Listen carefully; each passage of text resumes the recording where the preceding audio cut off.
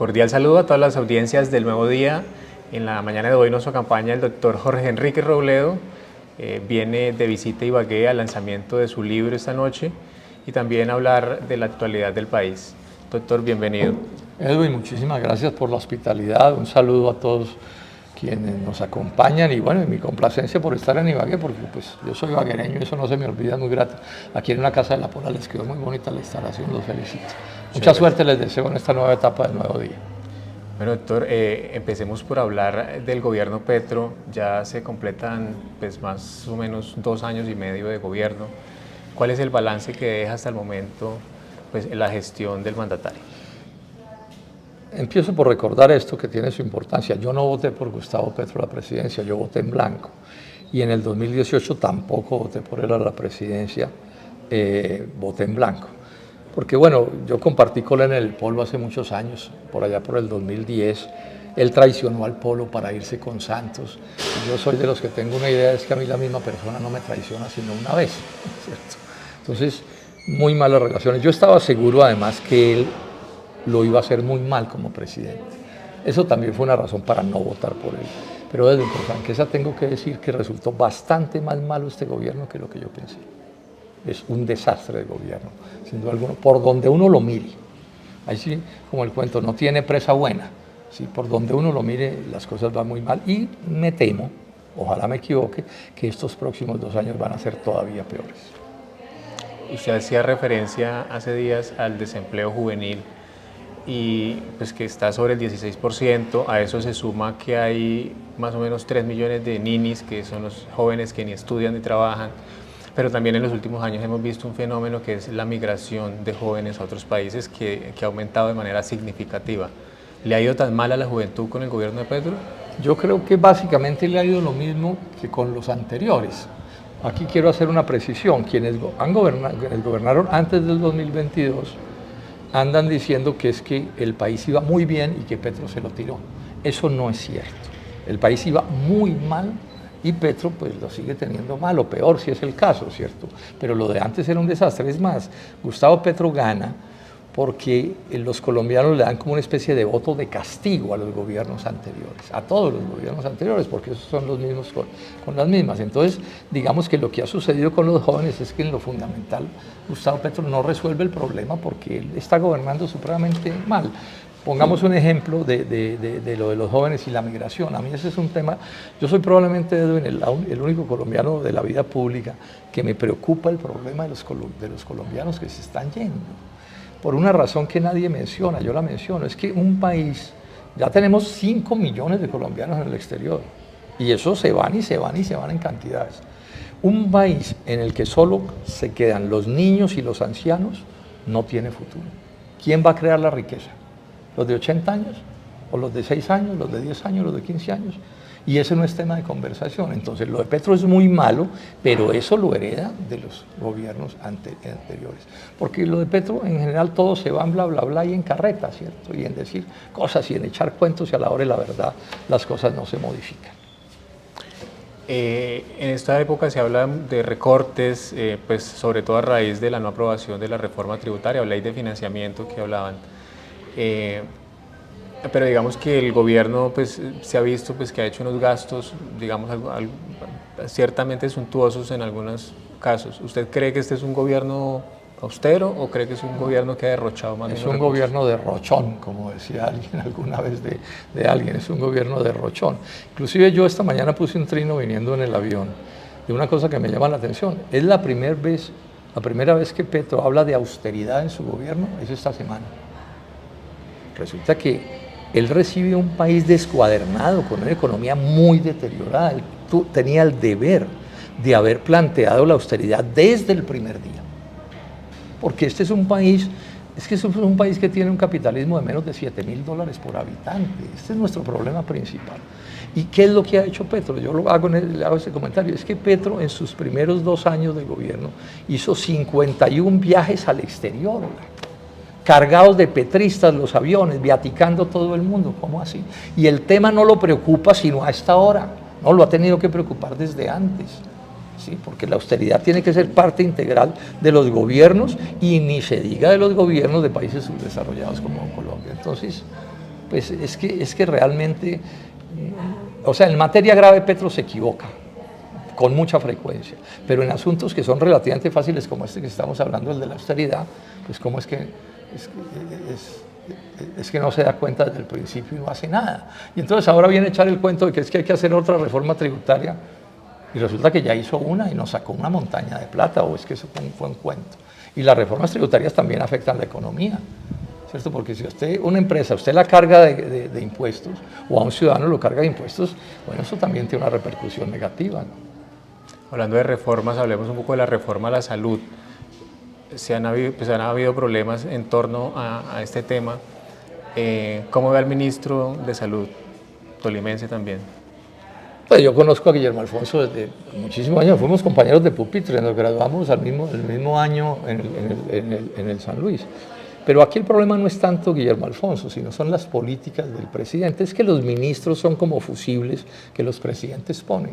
Y la orientación de Petro es una orientación completamente equivocada. De entrada, porque él comete un error que es infantil, es que Petro es muy infantil en ciertas cosas. Él llega a proponer una reforma a la salud para la que no tenía las mayorías en el Congreso. Es que eso es como inaudito, ¿cierto? Entonces él llegó y dijo, no, es que esta es la reforma, y resulta que la gente que lo rodeaba, principalmente los que lo rodeaban, que les podían hacer una mayoría, no estaban de acuerdo con eso, porque todos esos que lo rodeaban en general eran fichas de las EPS. Entonces ya vamos para 3 años enredados en eso, que eso ya es un error de desenfoque grave, pero además él no quiere aceptar una cosa, no alcanza la plata de la UPC. Yo aquí quiero recordar esto, yo soy probablemente el congresista que más debates ha hecho sobre el sistema de salud en Colombia, particularmente debates de corrupción en los años en los que yo fui senador. Y ese conjunto de problemas, pues Petro no los entiende ni es capaz de generar la unidad suficiente para tratarlos. Entonces, la situación es muy grave, esto puede terminar colapsado el sistema de salud. Por ejemplo, lo del magisterio. Decide hacerle un cambio del 180 grados al sistema de salud del magisterio, que era regular, pero ahí más o menos funcionaba, ¿cierto? Una directiva de FECODE le dice, presidente, no vaya a hacer ese cambio, que eso no funciona. Amiga mía, yo sabía que no funcionaba también, ¿cierto? Petro le pega una vaciada a esa dirigente sindical, cosa que es inaudita en la propia Casa de Nariño. Y ahí están los maestros prácticamente sin derecho a nada, en manos de un poco de politiqueros y de astutos y de cosas de estas. Y llevamos ya en eso 7 u 8 meses y tampoco lo cambia, porque parte del problema que tiene uno con Gustavo Petro es que él es un empecinado, un terco que se niega a tomar la verdad de los hechos, sino lo que él tiene en la cabeza, él cree que esa es la verdad. Entonces, lo de salud va supremamente mal y empeorando, que es lo más grave. Porque cuando una cosa está mal, Edwin, y está mejorando, uno dice, bueno, tengamos paciencia, pero es que esto no vamos así, sino que vamos es así. Doctor Robledo, ¿cómo ve las próximas elecciones presidenciales? ¿Cree que Petro sea capaz de dejar sucesor? Y si es capaz de dejar sucesor, ¿a qué alianzas tendría que recurrir para lograrlo? Yo por ahí dije, y se molestó, porque yo dije que yo veía a Petro dispuesto a hacer alianzas hasta con el diablo con tal de poner un amigo. Eso lo hacen además todos los presidentes, porque todo el mundo quiere poner un amigo que le cuide las espaldas. Y en eso está Petro, lo veo muy encartado porque no tiene candidatos buenos, digamos, atractivos. O sea, veo el futuro político bastante enredado, pero sí estoy seguro que se va a aliar hasta con el diablo. Primero porque para ganar se alió hasta con el diablo, así él quiera decir que no. Ha gobernado aliándose hasta con el diablo, así él quiera decir que no. No es sino ver los problemas de corrupción para saber cómo son. Y lo va a hacer ahorita lo mismo, y se molestó conmigo porque yo dije eso. Bueno, esa es la realidad. Ahora, yo nunca me he aliado con el diablo, ni me voy a aliar con el diablo del 2026. En eso falta la verdad del doctor Petro. Cuenten los tolimenses y los colombianos que Jorge Enrique Robledo o Sergio Fajardo, para poner otro ejemplo, no haremos eso bajo ninguna consideración. Usted tiene su propio movimiento político que es Dignidad y Compromiso. ¿Cuáles son sus aspiraciones, digamos, políticas? He escuchado que planea volver al Senado de la República. Pues digamos esto, la decisión que tengo tomada, que la tomé hace 53 años, es que voy a hacer lucha política hasta que se me acaben las pilas. Cuenten con eso. Habrá Jorge Enrique Robledo para siempre. ¿En qué? en cualquier cosa en lo que me toque. A mí me gusta la política, entonces escribo, opino, dicto conferencias, doy consejos, ese tipo de cosas. ¿Qué vamos a hacer en el 2026? No sabemos con precisión. Dignidad y Compromiso, que es mi partido, ahí está Sergio Fajardo, para poner un ejemplo, Jennifer Pedraza, estoy yo. Vamos a estar activos en el 2026, no tengan la menor duda. Vamos a tener candidatos y candidaturas, no tenemos decisiones tomadas. Sergio Fajardo está sonando muy fuerte para la presidencia, pero él no ha tomado una decisión. A mí mucha gente me está diciendo que haga una candidatura de Senado, yo lo estoy pensando, no he tomado tampoco una decisión, pero algo vamos a hacer. Y vamos a hacer una cosa que está clara, ni hacemos acuerdos con el petrismo, ni hacemos acuerdos con los que malgobernaron a Colombia antes del 2022. O sea, Colombia no nos pueden seguir obligando a escoger entre el peor y el más malo. No. O sea, los que gobernaron el país hasta el 2022 dejaron este país deshecho. Y el que está gobernando ahora está empeorando o por lo menos dejando iguales los problemas del país. Entonces nosotros lo que queremos es crear una tercera opción, no solo con la gente de Dignidad y Compromiso, sino haciendo acuerdos. Aquí hay gente que no está ni con estos ni con esto, entonces breguemos con estos otros, ver qué proyecto generamos que nos permita tener un buen candidato a la presidencia de la República y que nos permita tener buenas listas al Senado y a la Cámara. Y ya veremos yo ahí, presidencia no, descarto eso. ¿En qué otro punto puedo yo aparecer en ese esquema? Pero repito, si es cargándole el maletín a alguien, yo no me siento mal por hacer una cosa de esas. Bueno, doctor, hablemos del motivo de su visita a Ibagué hoy, que es el lanzamiento de su libro Sin pelos en la lengua, mi vida y mis luchas. Pues es un texto que promete bastante, entre otras cosas porque allí usted pues cuenta algunos secretos, sobre todo pues de esta trayectoria que usted ha tenido en el Senado, de los debates que llevó a cabo. Pero también dice que tiene algunas causas del subdesarrollo nacional, pero también tiene algunas propuestas muy interesantes. Háblenos un poco pues, de la obra y de cómo... Sí, esta tarde a las 6 de la tarde, ¿no? Lo vamos a presentar en Pérgamo, la librería, están cordialmente invitados, pero les cuento un poquito la historia. A mí me buscaron los de Aguilar, que son los mismos de Penguin Random House, y ellos llevan años editando libros que uno podría llamar como de memorias, ¿no? Ahí publicó Humberto de la Calle, publicó Guillermo Perry, publicó Rudolf Gómez y me invitaron a mí. Entonces yo escribí un texto que lo hemos llamado Sin pelos en la lengua, mi vida y mis luchas. Entonces yo cuento mi vida, pero particularmente cuento mis luchas, mis grandes debates políticos, mis desacuerdos, ¿cierto? El libro, yo nunca he votado a la presidencia por nadie que haya ganado la jefatura del Estado.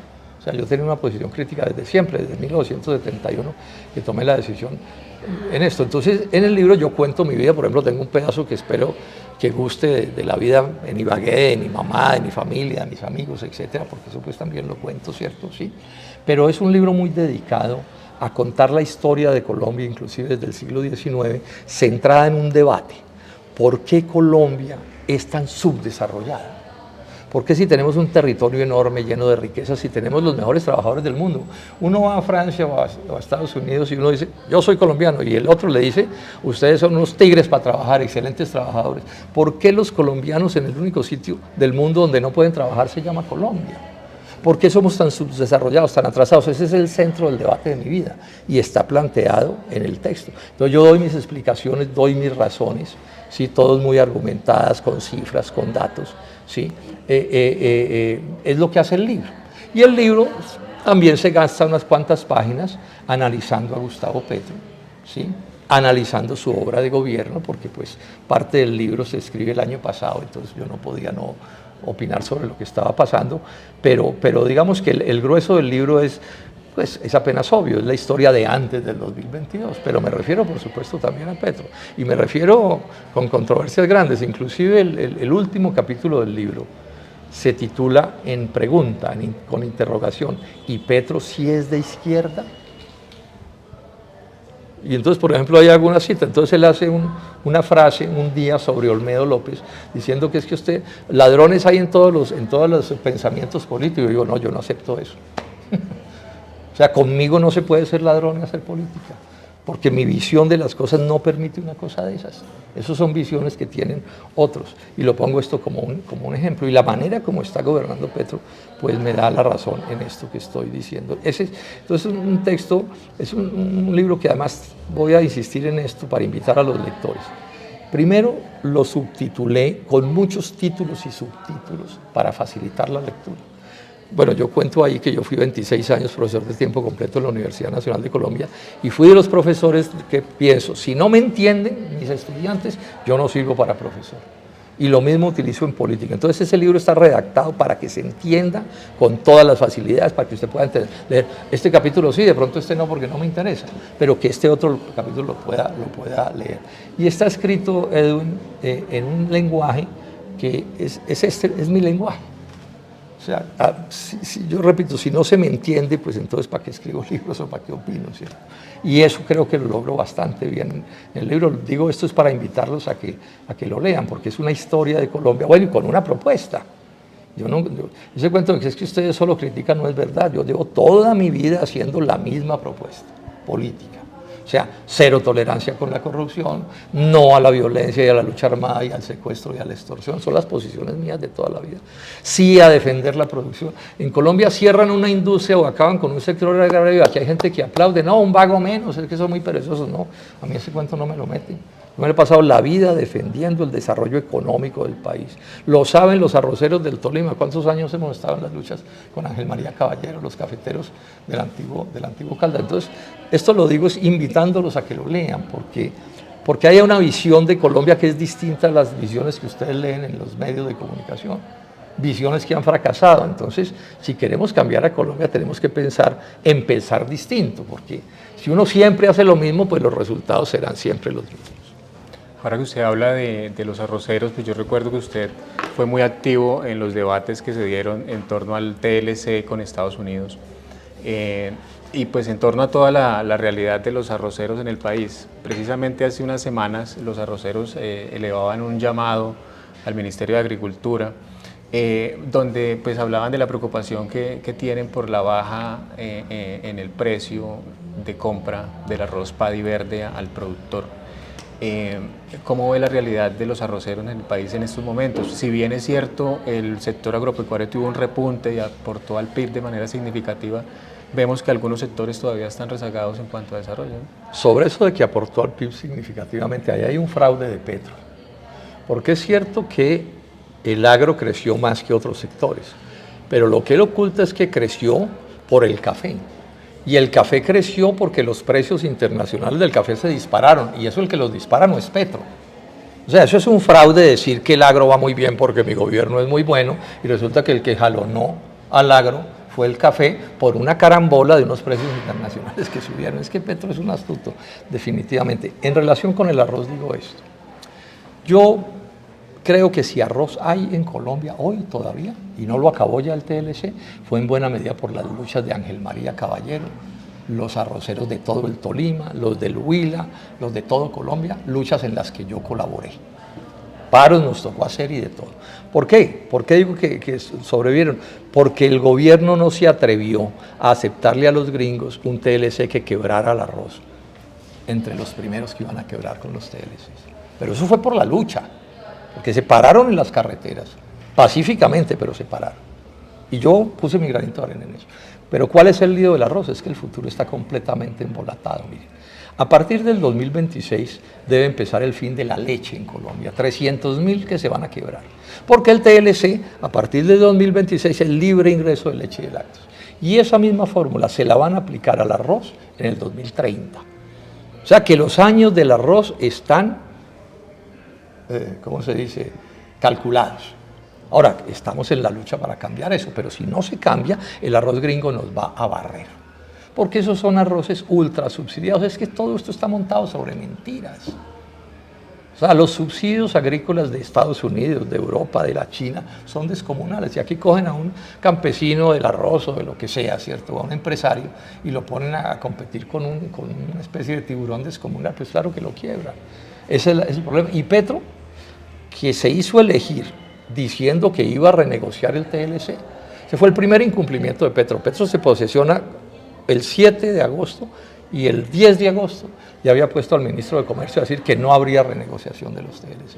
O sea, para conseguirse los votos, Petro tiene una posición en la defensa de la producción nacional. Y para gobernar está del lado de los que no quieren la producción nacional y la han venido destruyendo sistemáticamente. Ese es el personaje.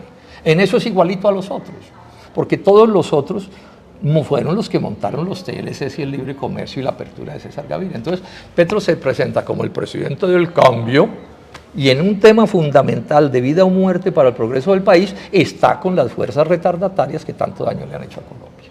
O sea, no hay interés de Petro en renegociar No. los TLC. Bueno, no hay. Por ahí hay una confusión que se armó en las noticias, porque hablaron de un pleito que hubo ¿cómo se llama? Por un juicio.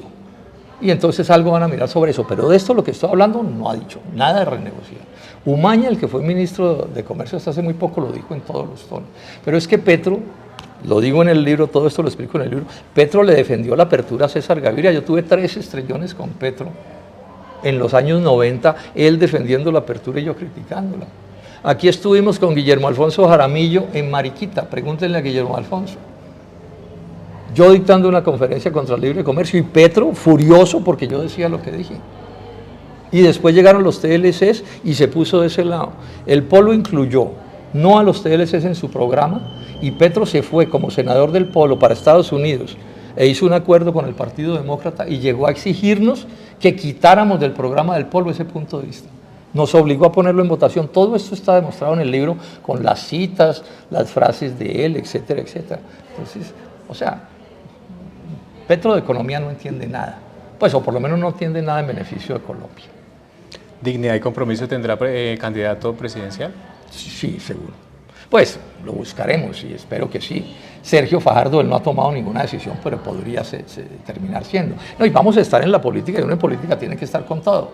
Candidaturas a la presidencia, candidatura a la Cámara, al Senado, y ya veremos con quién, pero estemos seguros que vamos a estar. Este país hay que sacarlo adelante y no lo podemos sacar adelante si no luchamos en su favor, en su beneficio. Senador querido, su niñez la vivió en Ibagué con una familia muy activa, con una madre muy líder en muchos procesos. ¿Cuál es el recuerdo que usted tiene de ese Ibagué, de esa época? No, el recuerdo es excelente, Leonidas. Bueno, primero gracias por la invitación, me alegra que esté dirigiendo este periódico, que lo vaya a sacar adelante, pero el libro este que les estoy mencionando de Sin pelos en la lengua tiene un capítulo larguito sobre mi infancia y mi juventud, ¿sí? Y fue una infancia encantadora, yo viví feliz esos años y los de la juventud también, ustedes se deben acordar, Leonidas, pues que para qué, pero nos divertimos mucho, ¿cierto? Algo locos, inclusive, ¿cierto? Y las fiestas, los bailes, los paseos, las cabalgatas, todo eso son tiempos para mí inolvidables, inolvidables. El grupo de amigos que teníamos era encantador, los muchachos, las muchachas, las fiestas que organizábamos, o sea que mi recuerdo sobre Ibagué es muy importante. Y bueno, y en eso juega un papel pues importante para mí, mi papá, que era una persona encantadora, ¿cierto? Simpático, pero era una persona que, digamos, no le interesaban mucho ni los negocios ni esas cosas. Él le gustaba jugar fútbol 2 veces a la semana en el club campestre y con eso ya estaba feliz, y tomar tinto con los amigos y echar cuentos, era muy simpático, pero él nunca fue una persona, digamos, que luchara por volverse rico ni ese tipo de cosas. Eso no era de su temperamento. Un buen lector, interesantes sus conversaciones, y en contraste mi mamá, que era pues una persona súper especial, Cecilia de Robledo, mucha gente le alcanzó a conocer que era una luchadora impresionante. Yo creo que le sirvió mucho al Tolima, jugó un papel clave en cerrarle el campo de concentración que había en la isla de Gorgona y convertir eso en un parque natural. Fue presidenta y fundadora del Club de Jardinería de Ibagué, presidenta ¿cómo se llama?, el Comité de Promoción Artesanal del Tolima. O sea, una mujer muy especial, que eso a mí me impresionó mucho y me formó mucho, porque cuando yo era un niño, estamos hablando de un montón de años, lo normal era, digamos, entre las amigas de mi mamá, Leonidas, ustedes se deben acordar, eran muy pocas las que trabajaban, porque la costumbre no era esa, la costumbre era que trabajaban los hombres y las mujeres no trabajaban. Bueno, mi mamá desde esos días trabajó, una luchadora impresionante, entonces a mí esas cosas me revolvieron mucho la cabeza, ¿cierto?, para terminar siendo el que soy. Mi hermana también muy luchadora desde muy joven, en ese sentido, pues les tengo unos agradecimientos inmensos. Pero bueno, en conclusión fue un montón de años, hasta los 18 años, bastante entretenidos, hay que decirlo con toda franqueza. Ya después llego a Bogotá y la vida me convierte en el que soy. Y me agrada mucho venir a Ibagué. No me veo mucho con mis amigos porque vivo súper encarretado en otras cosas, pero cuando los veo me alegra muchísimo verlos porque de una vez me recuerdo de todas las cosas. Hay unas historias bonitas en el libro para que las miren. El recuerdo que tenemos de tu familia, los que de alguna manera compartimos parte de la niñez y la juventud contigo, es ese padre encantador y ese padre que yo creo que tú has heredado de él esa capacidad de relatar, de ser un hombre alegre, de gustarle el fútbol. Y obviamente el Tolima recuerda a tu mamá porque generó muchos ejemplos frente a la sociedad, cómo rescató, trabajaba por los privados de libertad, pero cómo movió a los artesanos. Y yo creo que el Tolima tiene una deuda grande con ese ejemplo de tus padres. Pero ahora te hago una pregunta. Te decíamos Piquis Robledo. ¿Por qué Piquis Robledo en esa época? No, eso sí, hay que preguntarle a un arqueólogo. Porque la verdad es que yo no me acuerdo. Eso es como un apodo que me... Bueno, Ibagué era una ciudad de apodos, ¿no? Sí, todos teníamos apodos. Bueno, yo soy Chichigua. Chichigua, por ejemplo. Cierto, a mi hermana le decían Pitucha y a un primo hermano Popeo. Bueno, eso era... Aquí no había sino apodos. Porque además éramos una sociedad relativamente pequeña. Sí, y entonces éramos muy amigos y todo el mundo era muy fresco, ¿cierto? Y nadie se ponía bravo por los apodos ni nada de eso. Yo realmente no sé en qué momento, pero sí, durante muchos años, en Ibagué nadie supo cómo me llamaba yo. La verdad es esa, porque nadie usaba, nadie decía Jorge Robledo, Jorge Enrique Robledo, no, nadie lo decía. Pero ese era el temperamento de la época, la ciudad era toda así. Sí. Bueno, yo creo que esta siempre será una casa para tus propósitos, en Tolima como tal. Uno, en las personas de nuestra época, siempre siguen con mucha atención tus planteamientos. Algunos se comparten, otros no se comparten, pero no solo son respetados, sino que dan luces para el futuro. Y en particular este Nuevo Día Digital, sabes que es un proyecto de ciudad, es un proyecto que lucha por permanecer en el tiempo y te vamos a estar molestando permanentemente. A mí me alegró, Leonidas, mucho cuando Santiago Perdomo me contó que el periódico que estaba, pues en su futuro era imposible.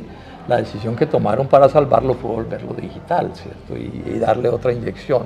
A mí me alegró muchísimo esa decisión porque un periódico es clave en la vida de una ciudad y que yo pueda seguir escribiendo en el Nuevo Día, porque yo tuve años anteriores en los que también lo hice en la versión de papel, me alegra muchísimo.